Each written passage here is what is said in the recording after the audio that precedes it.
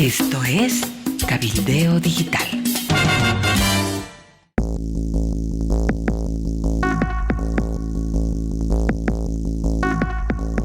Hola a todos, bienvenidos. Estas son las noticias de último momento. Estaremos hablando de el fracaso de la sesión del Parlamento, las últimas determinaciones del Tribunal Electoral, pero además tendremos dos denuncias fuertes, una que presentará Héctor Arce, diputado del EVISMO, y por otra parte Luciana Campero, y una investigación sobre lotes en manos de una destacada dirigente del arcismo. Empecemos pues. Cacho, ¿qué pasó en el Parlamento? ¿No pasó nada? No pasó nada, efectivamente, Amalia. Se suspendió la octava sesión del Pleno de la Asamblea Legislativa, porque no se pusieron de acuerdo en quiénes deberían conformar una comisión que se queda cuando los parlamentarios se van de vacaciones, porque tienen 2 vacaciones en el año, a mitad de gestión y al final cuando es la época navideña. Como no hubo nombres, listas para que conformen esta comisión, David Choquehuanca prefirió suspenderla y por tanto la octava sesión quedó en nada y más bien se quedó convalidada la 7ª sesión, la que presidió Andrónico Rodríguez, y sobre qué hay plazos. Se espera que hasta este jueves tenga que promulgar el presidente Luis Arce las leyes que se sancionaron en esa sesión. De lo contrario, vuelve al seno de la Asamblea y tendrá que ser el vicepresidente el que las promulgue o convoque a una sesión. Ya verán cuál es el mecanismo. 2 cosas que me llamaron la atención de esta sesión. Uno, que David Choquehuanca no es que avaló la sesión presidida por Andrónico Rodríguez, donde se aprobó una ley que inhabilita a los prorrogados. No es así, sino que dijo que esa ley está pendiente de la decisión de sus magistrados prorrogados. Dijo, esperemos la respuesta del Tribunal Constitucional, de tal modo que el Tribunal Constitucional se pronunciará y anulará la ley que a su vez los anula a ellos. Parece trabalenguas, pero es así. Y la segunda cosa que me llamó la atención es que un diputado del arcismo levantó la mano y propuso prohibir el hablar en el Parlamento, que se suspenda en esa sesión la posibilidad de hacer uso de la palabra. Ya es lo último, ¿no? El Parlamento en sus funciones está clausurado. Las puertas están abiertas, diputados, senadores entran y salen, pero ya no funciona como tal. Le han quitado las facultades legislativas, las facultades de controlar al Ejecutivo y pedir informes. Y ahora hay uno que pide que ya no hablen. Es lo último. Me parece que por ahí apunta la intención del gobierno. Choquehuanca es funcional al interés de Arce Catacora de quitarle todas las funciones al poder legislativo. La institucionalidad está quebrada. Ahora, junto con esto, hay buenas noticias. Tribunal Electoral. Cacho. Sí, una precisión. El parlamentario que hizo uso de la palabra en realidad pidió la suficiente discusión. Es un mecanismo parlamentario. Cuando se agotan, digamos, el debate, alguien pide, dice, dejemos de hablar ya tanto, vamos a la votación. Eso significa suficiente discusión. Pero es que no había una discusión, Cacho. Lo propuso antes de empezar la discusión, entonces es coartar el derecho de expresarse en la propia Asamblea Legislativa, donde la función es el hablar, es el discutir. Bueno, es mi criterio. Sí, han debatido 3 horas sobre la nada, y cuando ya estaban por empezar los temas agendados es que se suspendió la sesión. Pero hubo 3 horas de cacareo de los parlamentarios que participaron ayer en el Pleno de la Asamblea. Con relación a la decisión del Tribunal Supremo Electoral, hay 2 cosas que ocurrieron en la pasada jornada. La primera tiene que ver con que se ha propuesto adelantar las elecciones del 2025 de octubre a agosto del próximo año, preveyendo que va a haber una segunda vuelta, que casi es inevitable la realización de una segunda vuelta. Entonces, han decidido esto y está todavía veremos si al próximo año, también en abril, se realizan las elecciones primarias, ¿no? Entonces, para esto hubo una segunda iniciativa de parte del Tribunal Supremo Electoral, que es convocar una cumbre de partidos y de órganos del Estado para el 3 de julio, una cumbre que le han llamado Encuentro por la Democracia, donde se va a definir este ciclo electoral, ¿no? O sea, qué va primero, qué va segundo, cómo se hacen las cosas, cómo uno se tropieza una cosa con la otra. Entonces, entre políticos y representantes de los órganos legislativo, electoral y ejecutivo, se va a tomar definiciones el 3 de julio en esta cumbre, que todavía no se sabe el lugar donde se va a realizar, pero todo es previsible que sea aquí en La Paz. Y estamos en contacto con Héctor Arce, el diputado del MAS de la fracción evista. Héctor, qué gusto de saludarlo, bienvenido a Último Momento. Y bueno, vamos al grano. ¿Cuál es la denuncia que tiene a propósito del maíz, del trigo y del hijo menor del presidente Luis Arce Catacora? Estamos hablando de Rafael.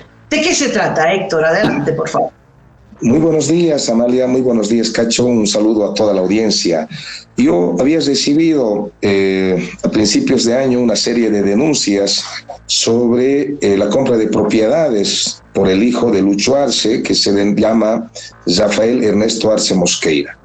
En su momento presenté la denuncia penal, se ha admitido esa denuncia, hoy está en proceso de investigación, pero en las próximas visitas que hice al sector, los pequeños productores se me quejaron de que MAPA no les había comprado el maíz que producían de 10 hectáreas, 20 hectáreas, 50 hectáreas. Sin embargo, el hijo de Lucho Arce, Rafael Ernesto Arce Mosqueira, tenía el privilegio de entregar de manera directa a EMAPA toda su producción.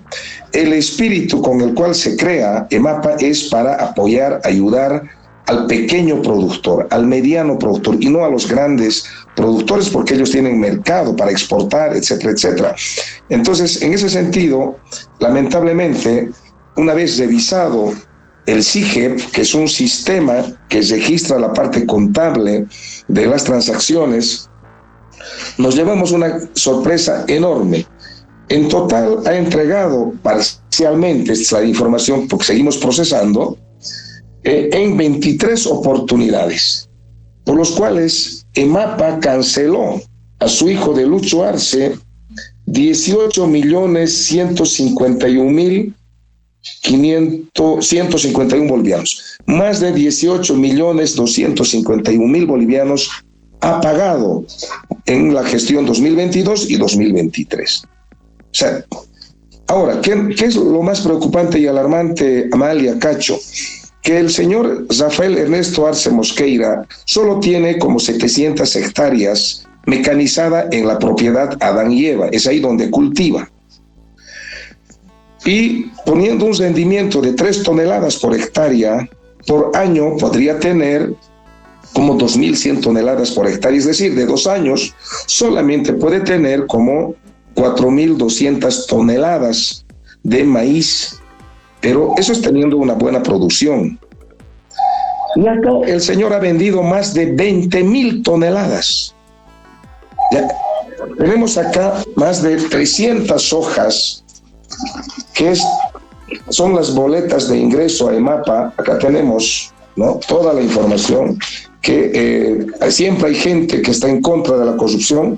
Nos han hecho llegar anoche, 10, 11 de la noche, esta información, y lo vamos a procesar. ¿Cuál es la conclusión que tenemos? Que en esta resumen también vende trigo. El trigo no produce en ese sector. El trigo produce en lugares inundadas, con mucha agua, en el Beni, por ejemplo.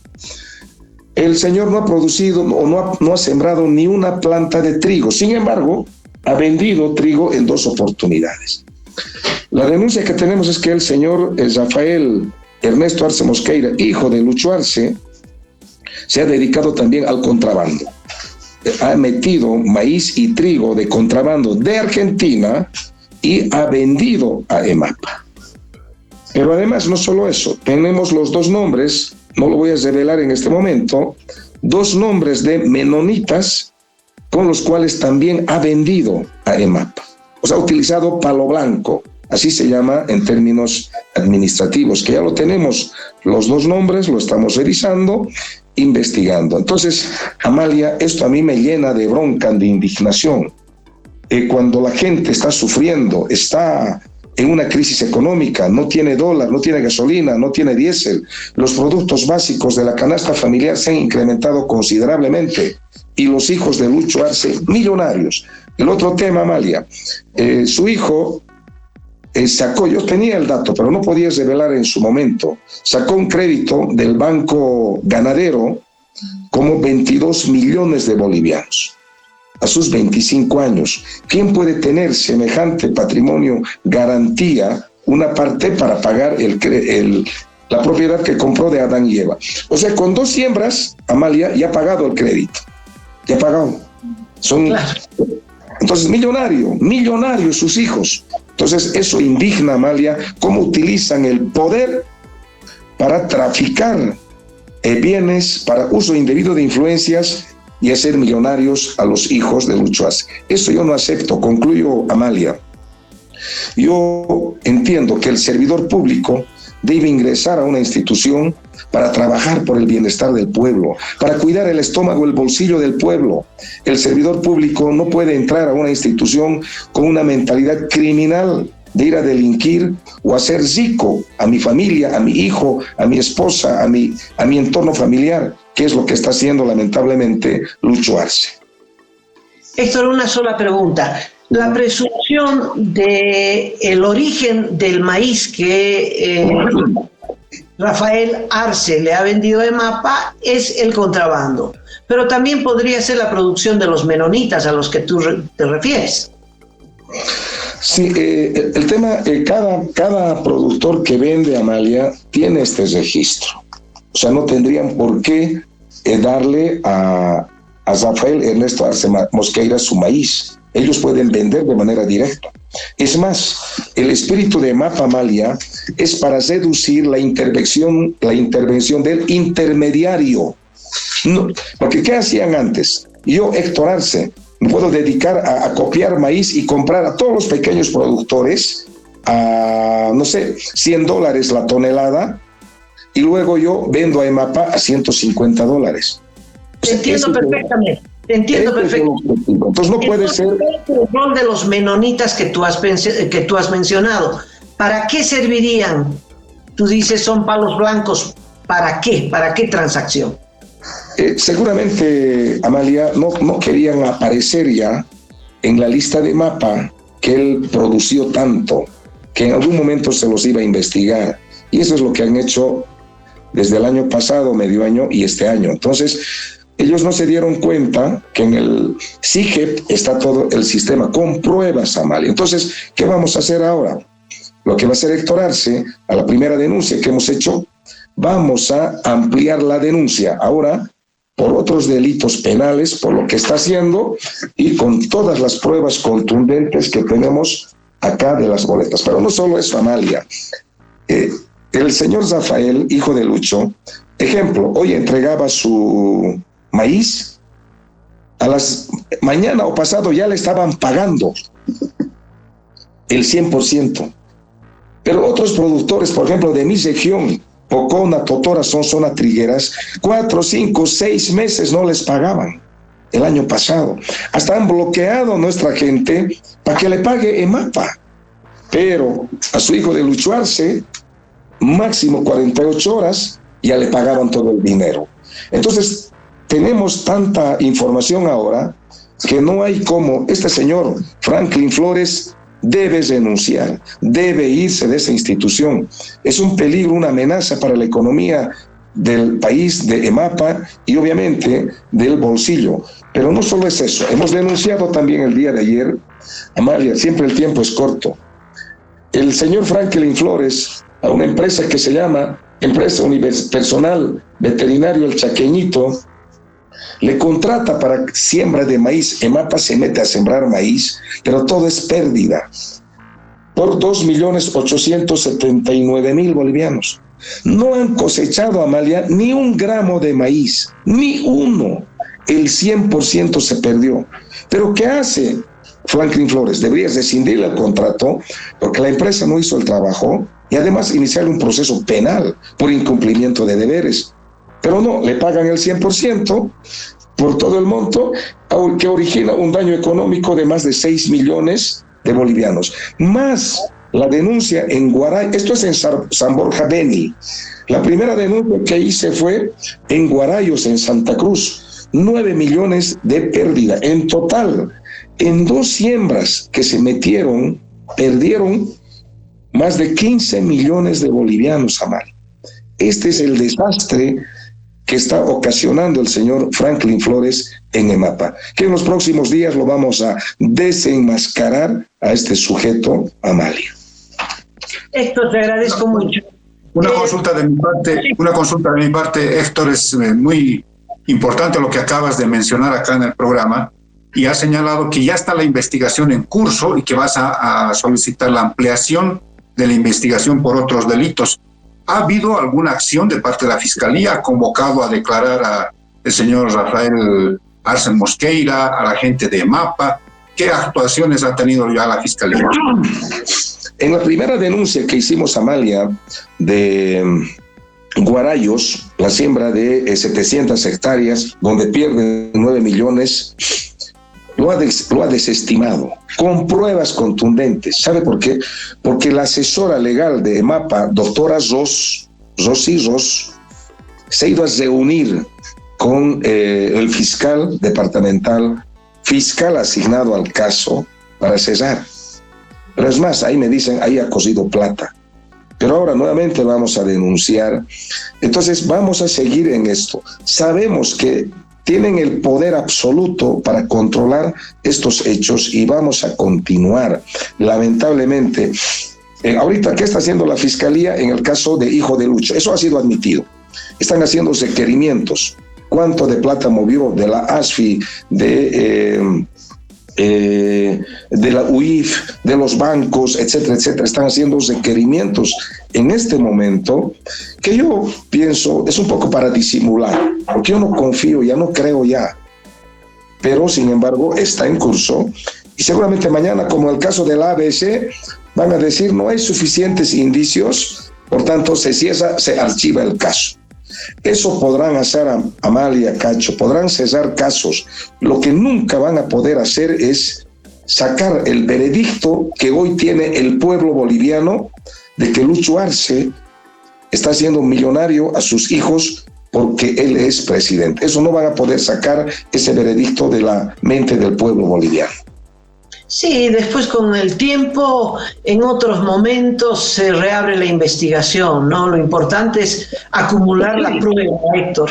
Yo te agradezco mucho la preferencia de poder explicar en nuestro programa y será hasta la próxima, que será, me imagino, muy prontito. Muchas gracias, Héctor. Gracias, Amalia. Gracias, Cacho. Hasta luego.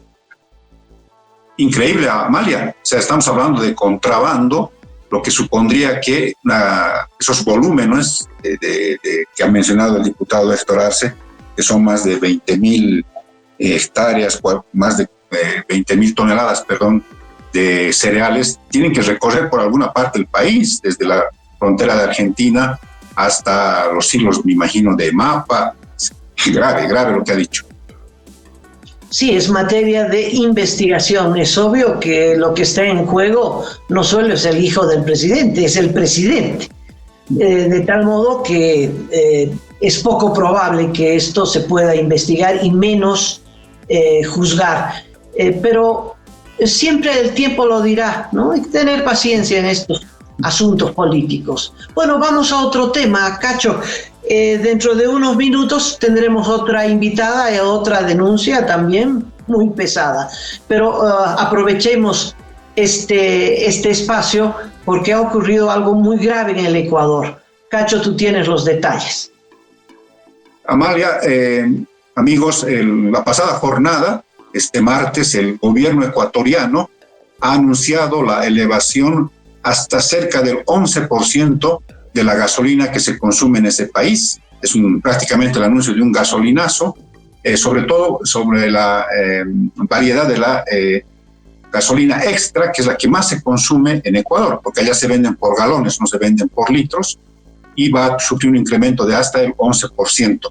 Esto ya ha generado varios rechazos de parte de, sobre todo, sectores indígenas que se movilizaron cuando se pretendió también elevar los precios de la gasolina en los gobiernos de Lenín Moreno y de Guillermo Lasso.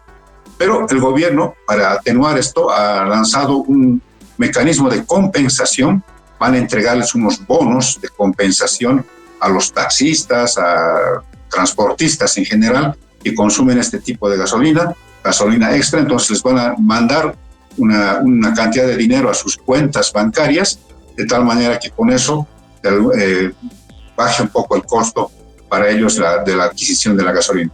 El fondo del asunto es bajar ostensiblemente la subvención, los subsidios que paga el gobierno ecuatoriano anualmente, así como ocurre con nuestro país.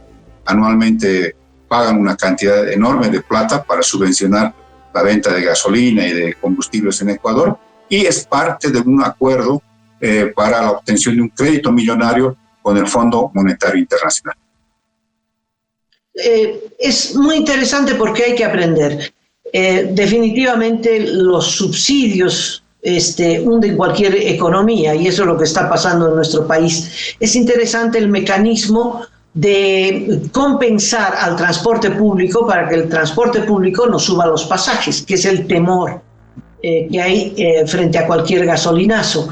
Es interesante el mecanismo porque tienen anotados quiénes son las empresas, los conductores, y les hacen depósito directo a sus cuentas bancarias. Me parece interesante el mecanismo. Estos depósitos directos a los choferes va a significar $100 millones al año, pero lejos de los más de 1.000 millones de subvención que se paga actualmente. Se coloca el precio del litro de gasolina en el Ecuador a $0.50 aproximadamente, a $0.50. El galón tiene 5 litros, con la subida a $0.50, o sea, está bien barato. En nuestro país es uno de los países con el precio más barato, por lo tanto con mayores consecuencias económicas, que se ubica a 0.35 centavos de dólar el litro de gasolina. Bueno, eso es lo que ha acontecido. Algo para aprender, Cacho, me parece importante. Sí, se juega una carta bravísima, Daniel Noboa, el presidente de Ecuador, porque es de alguna manera apostar a que le va a salir bien las cosas con un tema que es muy acuciante, que es la economía de cada uno de los ecuatorianos. Entonces, yo creo que si le sale bien esta posibilidad, entonces va a poder reencaminar su reelección de manera un poquito más tranquila. Si la cosa al revés le sale mal, o sea, se despiertan las protestas, gana la violencia, la gente sale a las calles, suben las cosas desmesuradamente, ahí la tendrá muy difícil y seguramente va a tener que pensar en completar el mandato y llegar hasta ahí, no correr más. Sí, los mandatarios tienen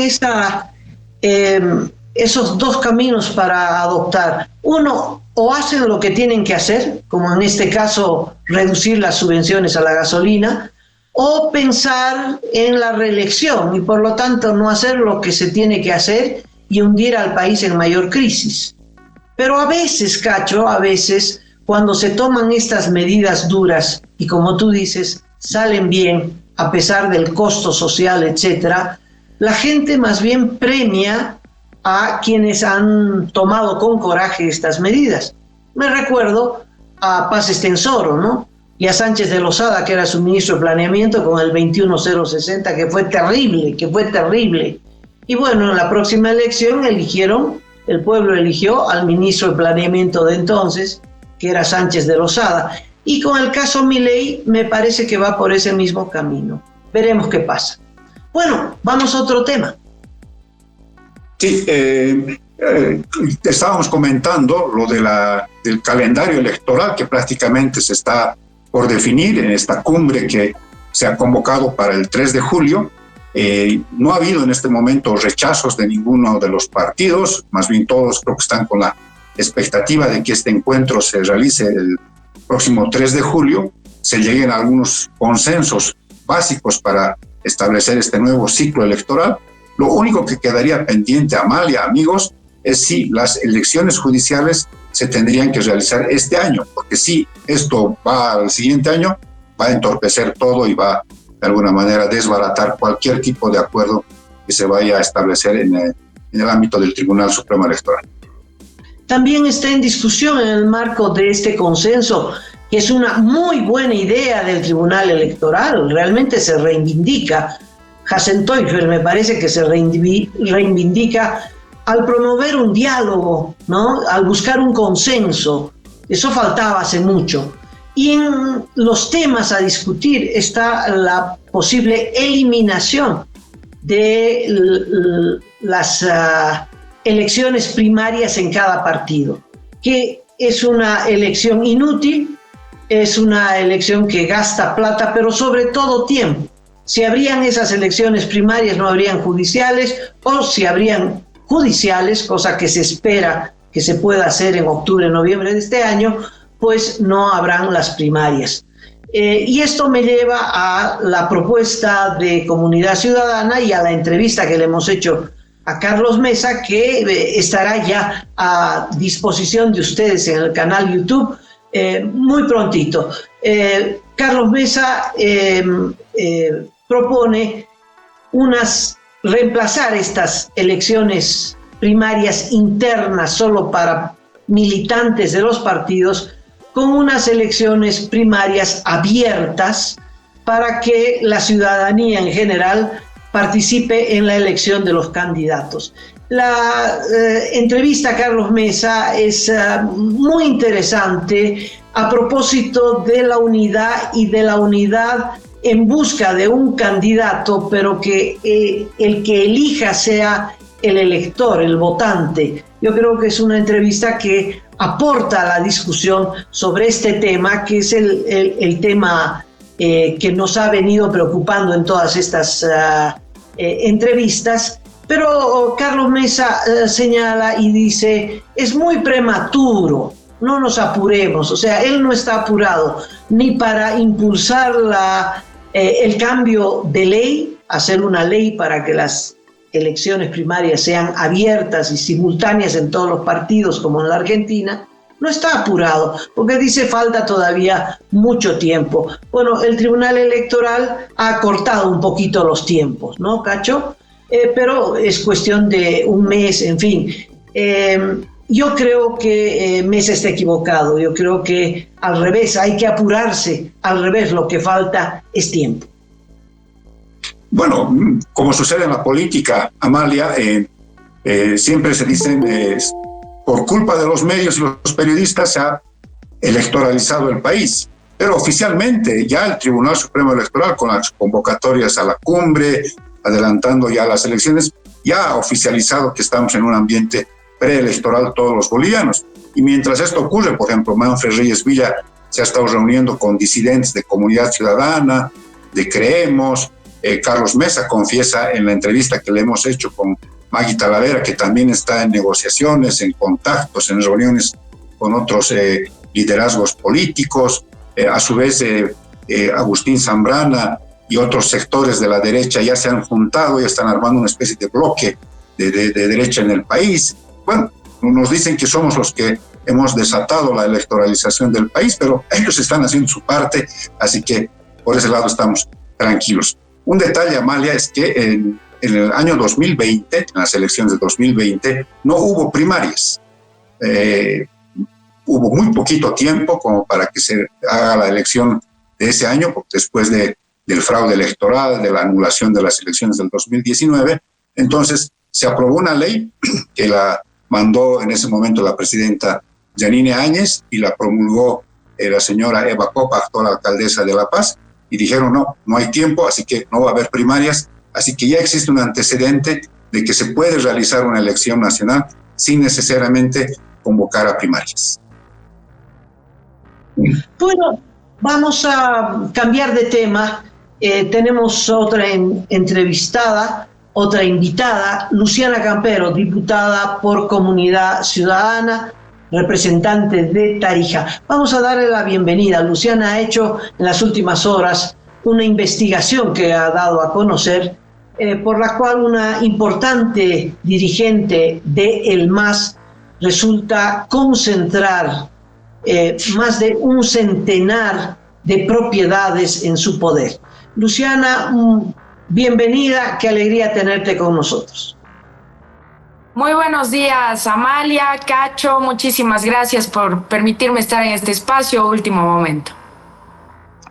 Luciana, gracias a ti por compartir este espacio. De entrada te pregunto, ¿cómo anda este tema de la señora Julia Ramos, la cantidad enorme de terrenos que había tenido en Tarija? Tú decías que son más de 170, ella dice que no, que son más bien son 400, pero que no son de su propiedad, sino de la organización a la que representa. ¿Cómo anda esto y cuáles van a ser los pasos legales que vas a seguir en adelante? Bueno, creo que es importante señalar primero que aquí los papelitos cantan y siempre en cada denuncia que hemos demostrado hechos de corrupción o algún hecho delictivo vinculado al gobierno nacional es que nosotros hemos podido evidenciar que evidentemente, a través de una documentación de derechos reales, Julia Ramos es acreedora de 174 entre casas y terrenos, y dicho sea de paso, hemos hecho una visita al barrio y hemos podido ver que dentro de estos terrenos hay construcción de vivienda social, ¿no? Cuando una vivienda social puede ser acreditada únicamente a una familia, ¿no? Entonces, imagínense el hilajo de delitos que ha cometido Julia Ramos desde su presencia en las Bartolinas Sisa, incluso pasando, por supuesto, por el gobierno nacional. Eso quiere decir, por ejemplo, que habiendo ya unidades, viviendas bajo estas características de vivienda de uso social, han obtenido créditos de algún banco, de alguna entidad que de alguna manera deberían haber señalado que los documentos, por ejemplo, son legales, son de propiedad de cada uno de los adjudicatarios.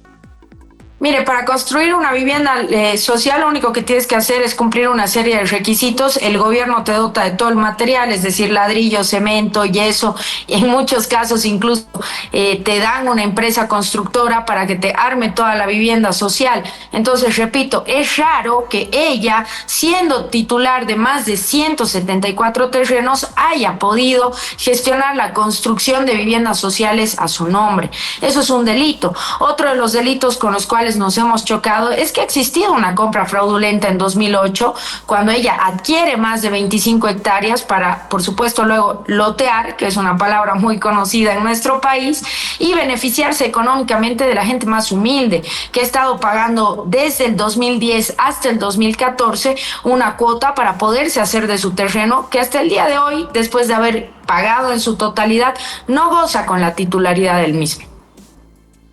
Ahora, ¿qué dice Julia Ramos? Muy suelta de cuerpo, dice, no me corresponde, yo no soy la propietaria, aquí hay una cantidad enorme de gente que se ha adjudicado los terrenos, entonces reclámenle un poquito más y a ellos, yo no tengo nada que ver. ¿Cuál es la responsabilidad?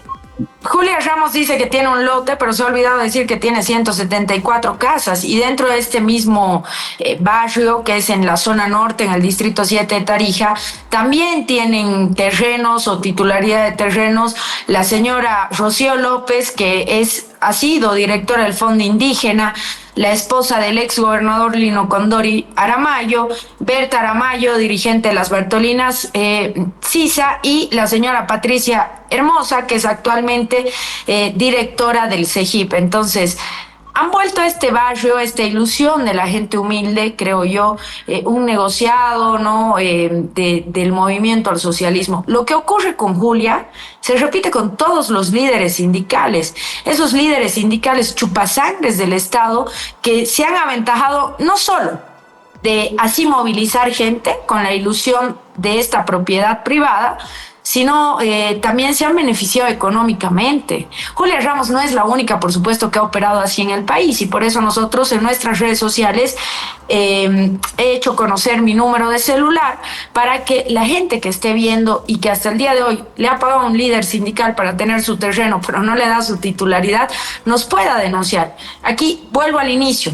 Ella adquiere 25 hectáreas. ¿Con qué plata? Si no contaba con la plata de los vecinos en ese entonces. Al mismo tiempo, ella el 2018 era la máxima presidenta y representante de Bartolina Sisa y un tiempo después se vuelve ministra de Desarrollo Rural. Ha sido investigada por el caso Fondo Indígena y creo que ha sido muy beneficiada o la mayor beneficiaria de la justicia boliviana, esa justicia que hoy está representada por los actuales magistrados autoprorrogados. ¿Y has acudido a la justicia, al Ministerio Público? ¿Hay alguna acción legal que se ha encaminado? Estamos trabajando con un equipo de abogados las acciones legales que se podrían encaminar, pero no tendría sentido ingresar en este momento una denuncia al Ministerio Público o someter una decisión tan importante a los jueces que la han beneficiado, justamente a Julia Ramos. Hace unos 2 años ella estaba presa y ahora está caminando por las calles como Nemesia Achacoyo. Claro. Te quiero preguntar, ¿con qué plata compró esas 25 hectáreas? Porque eso es vital. Ella dice que era todo un proyecto de las Bartolinas para luego urbanizar o lotear y que ese proceso quedó truncado cuando ella fue llevada a la cárcel. Pero ¿qué se avanzó desde entonces? El punto es el origen del dinero, es la plata que ella recibió del Fondo Indígena. ¿Has podido indagar algo, Luciana? En el caso de, digamos, el inicio de la investigación, vamos a hablar bajo supuestos, si no esta diputada la vuelven a denunciar cuando demostramos hechos de corrupción. Pero sí, los vecinos indican, nosotros hemos iniciado la compra una vez que Julia Ramos, Alex España y otro señor que no recuerdo su nombre habían comprado el terreno. Un año después de la compra del terreno, el 2018, es decir, el 2019, las 25 hectáreas pasan a titularidad de Julia Ramos. Ella como inversora, como empresaria, no sé, pues de algún lado ha sacado el dinero.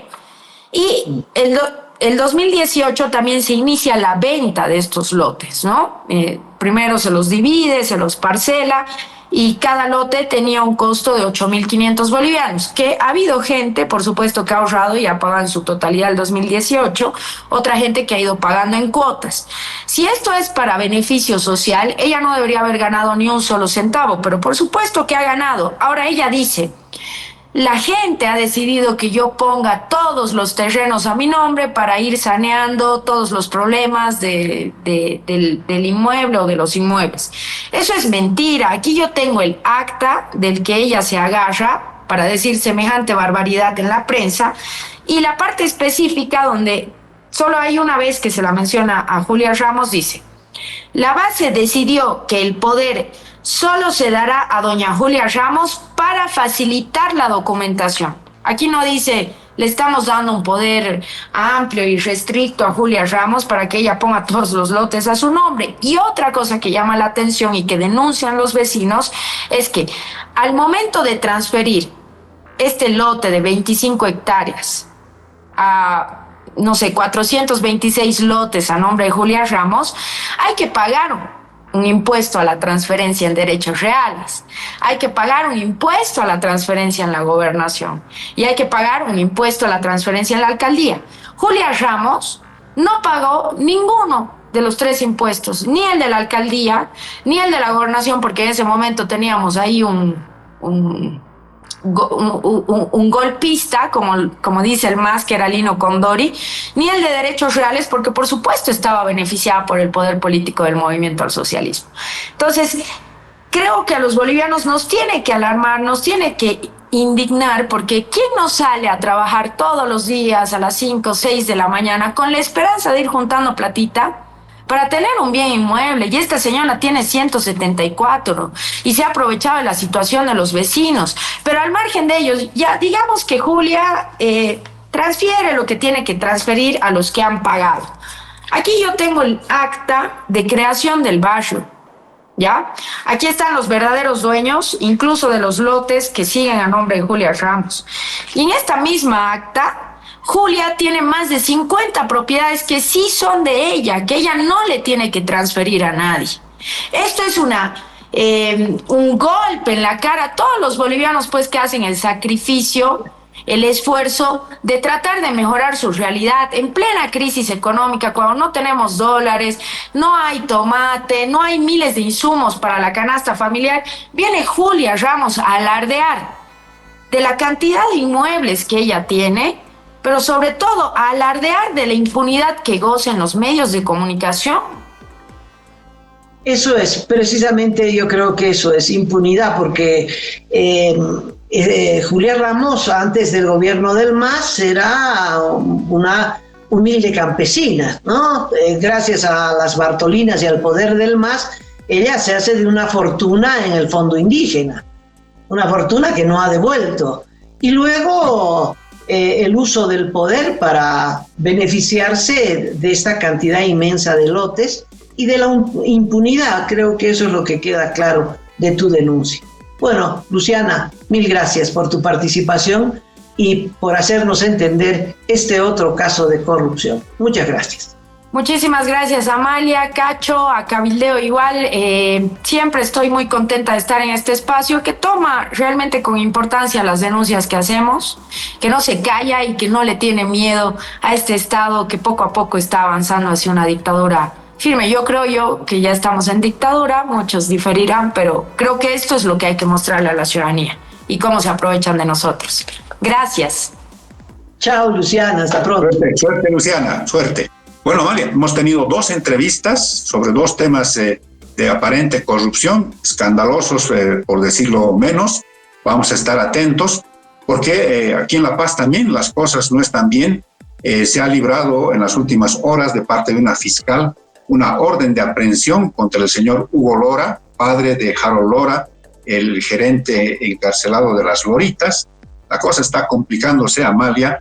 También están pidiendo que se amplíe la investigación al concejal Pierre Chaín, que le había vendido en 3 oportunidades el terreno donde se quería construir un edificio en la zona de Calacoto, acá en la ciudad de La Paz, donde era el Club Árabe, no sé si tú te acuerdas.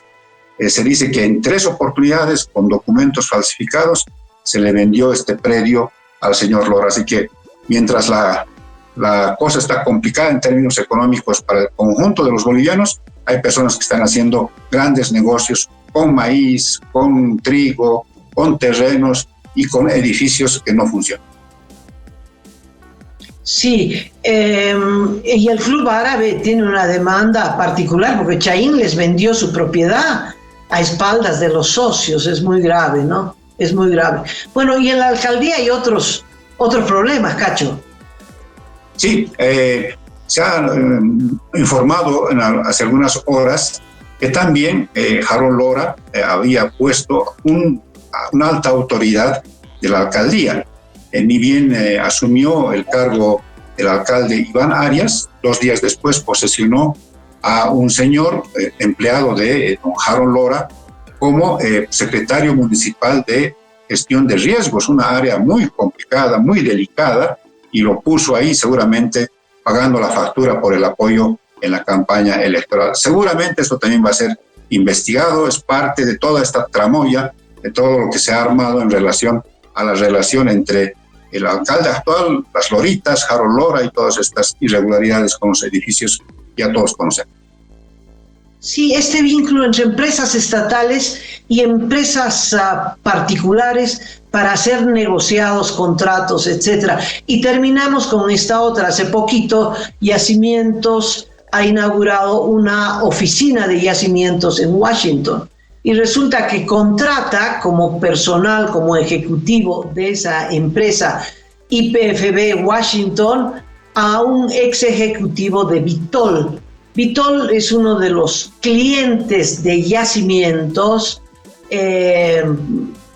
Contrata a Vitol para que compre gasolina, para que le abastezca de gasolina en Paraguay, en Chile, más en Paraguay que en otro lado, y le paga unas comisiones exorbitantes. Vitol es una empresa, junto a otras, que ha sido denunciada y ha confesado ya en un proceso en Estados Unidos que pagó coimas en Brasil. Es una empresa coimera y sus funcionarios pues están hechos para eso, para la negociación, para la coima, y uno de ellos, es decir, demostrando este vínculo, ¿verdad?, de corrupción, aparece como ejecutivo de yacimientos en Washington. Lo han destituido y han borrado su cara del periódico digital que tiene Yacimientos, lo han borrado al tiro, pero bueno, lo nombraron. Si no es la prensa que denuncia y apunta, pues estos vínculos se convierten. Tener a uno de Vitol como ejecutivo en Washington es muy grave. Bueno, amigas, amigos, hemos llegado ya al final del programa. Quizás por las coincidencias de la vida, hoy nos ha tocado hablar de crisis por la que estamos atravesando todos, y en medio de esa crisis la corrupción y la impunidad que gozan algunos privilegiados, sobre todo allegados al poder. Gracias, Amalia, por todas estas novedades, con entrevistas, con cosas, hacen que el programa sea totalmente dinámico, y con ustedes, amigos, estaremos mañana analizando las noticias de último momento.